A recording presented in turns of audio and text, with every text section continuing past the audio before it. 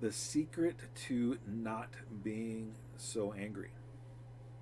It's actually two parts. I'm going to cover part one here, and I'll save the second part for a different video.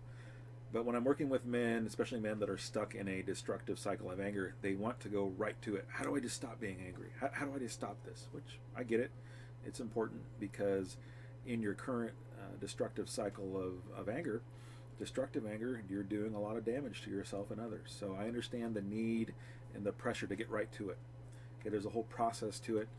I'll show you a little bit of what the process looks like. Here's my roadmap when I'm leading men through anger resolution. So phase number one at the bottom really kind of lays out the what's been making you angry, what's been your personal relationship with anger, how you relate to anger. The second phase is resilience. This is how we learn to respond more effectively to angry situations. And then the third phase I call resolution.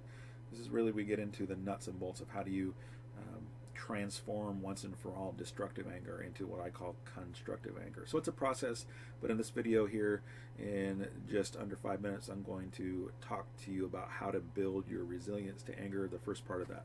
Okay, so the first part of building your resilience to anger, which means that the things that used to trigger anger in you no longer have the same control over you. So really, anger resolution is about regaining your personal control and your personal power.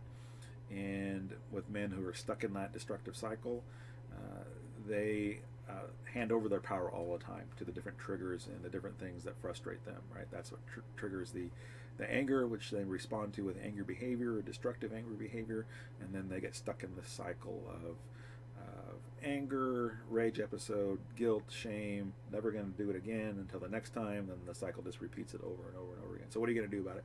How do you build resilience? So one of the things that I do in a structured way through anger resolution is I help men figure out what's most important to them. And the way that you do that is to understand what your core values are. Core values are the things that you reside in you. They're deep down in here. I believe that you're born with them. I believe in acorn theory, meaning that when you were brought into this world, that you were constructed in only a way that is you're the only representation of that. There's 7 billion people on the planet, and when you were brought into this world, there's only one of you. And I believe that your core values are part of that acorn theory, and they're deep down inside in your soul and in your heart. Okay, so you have to discover, you have to figure out what those core values are. If you don't do that, and most people don't, if you don't go through that process of really figuring out who you are and what's important to you through core values work, then you're just kind of floating through life. And when you're floating through life, then you are much more susceptible to frustrations. You're much more susceptible to things that will trigger anger into you, because things will happen. You've got a boss that you don't like, people cut you off in traffic, your barista messes up your coffee order, your wife tells you something that you don't appreciate, your kids tell you you're a horrible father, whatever it is, right? But if you aren't solidified in who you are as a person, who you are as a man, and what's most important to you, then you have no shields. You've got no defenses. You've got no, what we call in classical psychology, you've got no ego strength, right? You are susceptible to narcissistic rage, another clinical term. I don't know why I said that, but it just sounds fancy, right? So what do you do about it? You got to figure out who you are. You got to figure out what's most important to you. Because when you have those things solidified, when the frustrations come your way, you'll be able to handle it differently. Be like, yep, that person said that to me. And if I react this way, I'm not going to get closer to what it is that I want. I'm not going to be the person that I know that I am, right?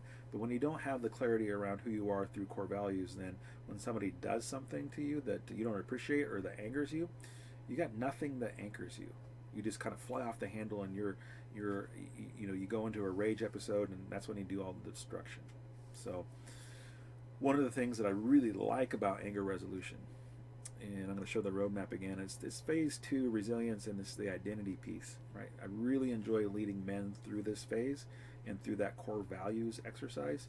So if that interests you, you want that core values exercise, I'll give it to you.